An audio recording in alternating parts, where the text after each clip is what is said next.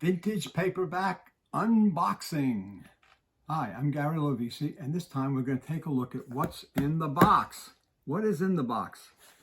Well, we're going to show you. So what it is a bunch of vintage paperbacks, and here's some of them, and we're going to go through them and look through them. And it appears to be that they're Monarch Books. Monarch Books are very collectible, vintage paperbacks. They were, it was a company founded in the late 50s by Charles Heckelman.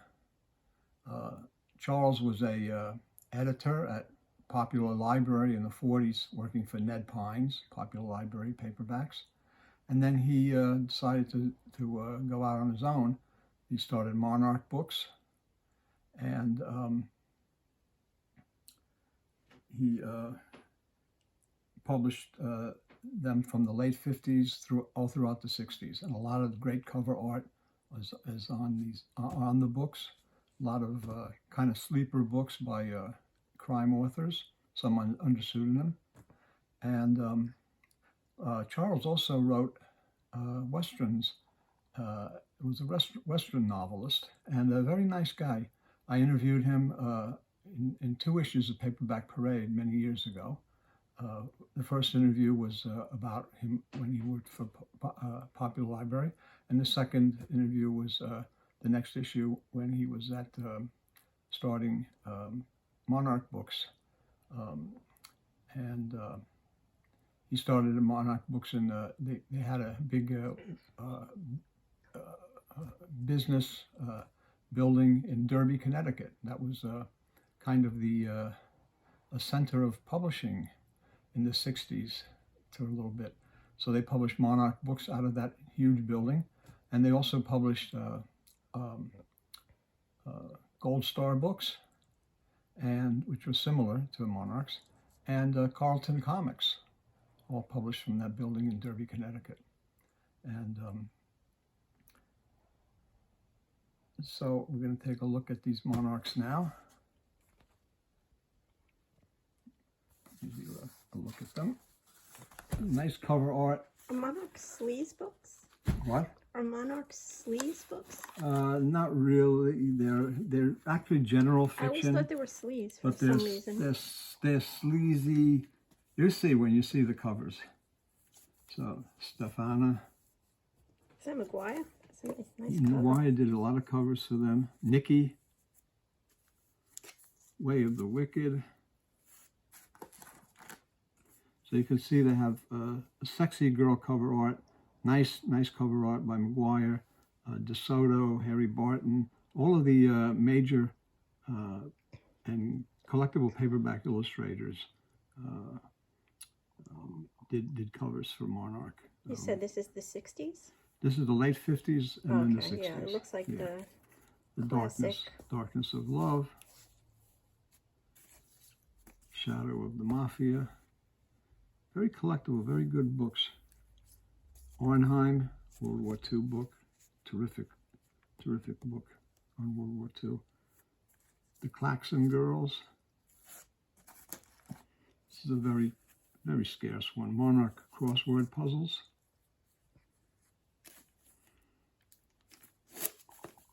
One Touch of Ecstasy. Manhandled by Whitman Chambers. The Revolt of Joe Braddock by Stuart Friedman. Not for a Curse. All very kind of hard-boiled crime. Hell Is My Destination. You could see like this hard-boiled crime, noir, sexy, good girl art. Season for Love. There's a McGuire cover. He signed it there. Debbie. They did really nice cover art. We Burn Like Fire, Will Cook. Will Cook wrote westerns mostly, and I'm going to do a video on his. I did a video on Will Cook's westerns, and I'm going to do a video on his.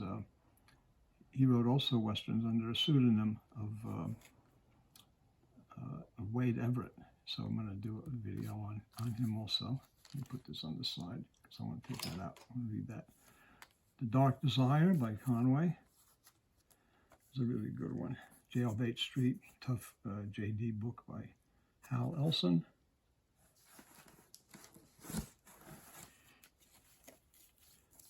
In Savage Surrender, Whitman Chambers again.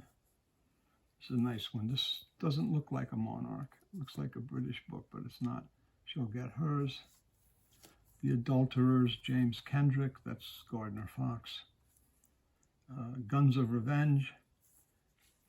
Western. Nice cover art. That might be Brian Garfield. He wrote a lot of westerns for Monarch under pseudonym.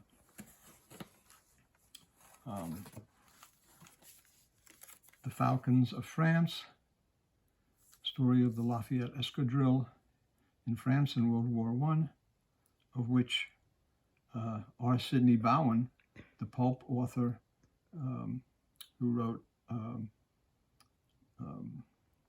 think it was Bill Ayers' Flying Adventure, he was a pilot in the Lafayette Escadrille when he was 17 years old. Take Me Home, Fletcher Flora. Now, Fletcher Flora is a crime noir author who's kind of forgotten today. Very, very good author. Good reading. Hangman's Mesa, another tough Western. The Westerns are hard-boiled too, so it's all of these books pretty much a hard-boiled noir crime. Lust to Live and Stronger Than Passion. And I'm going to move these out of the way. And we're going to look at more, still more. If you want to see still more. I always want to see more. The Sword of Casanova, a kind of a sexy, good girl art historical novel. Also James Kendrick, which was Gardner Fox.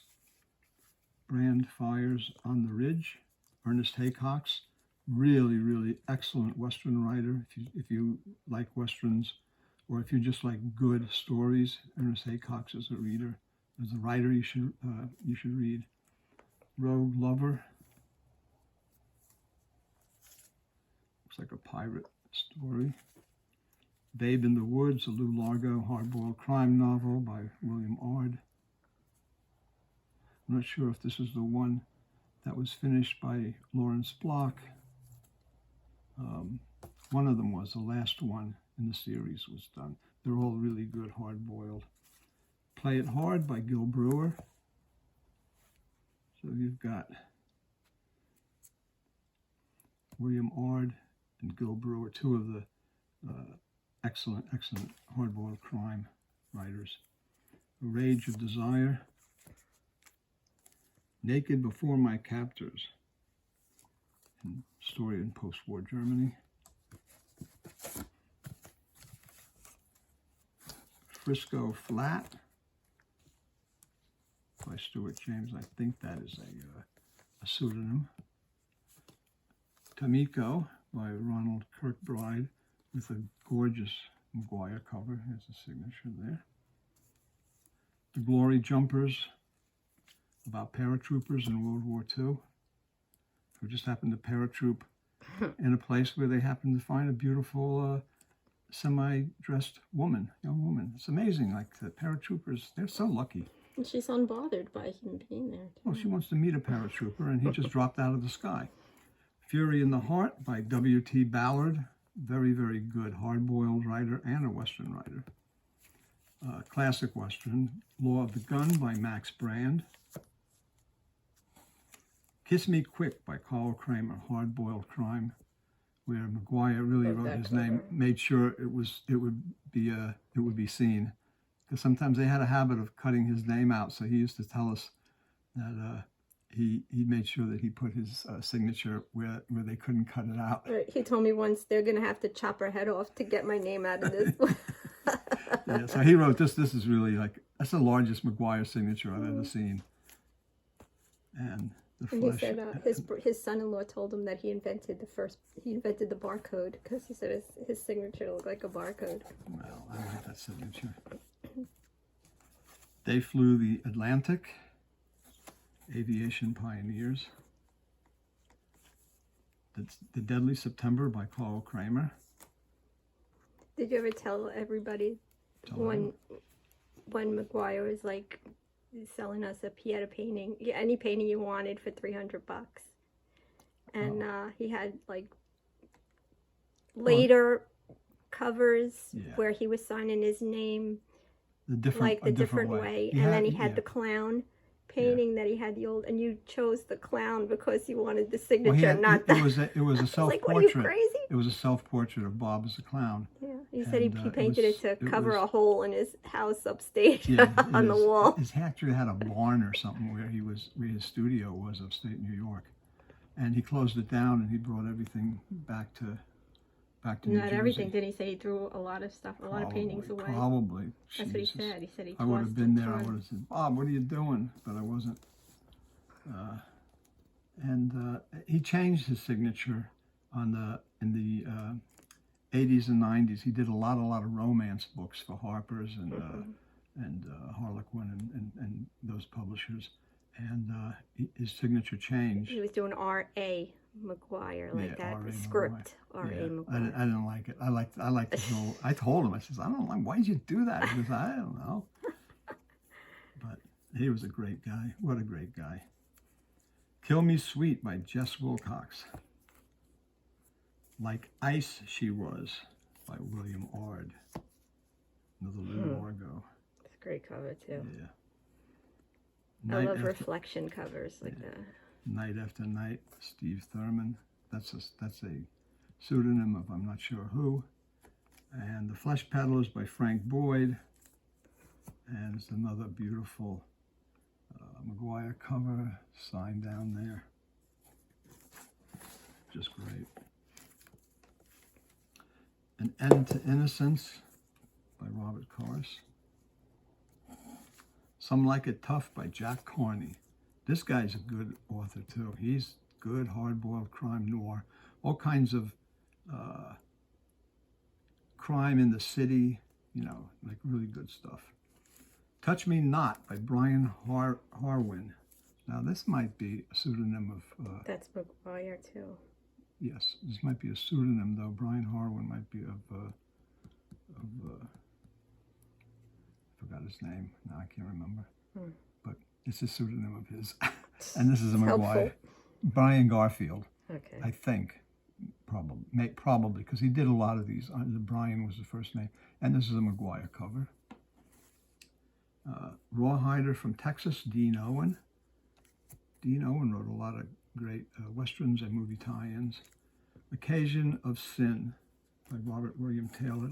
Do not know about him.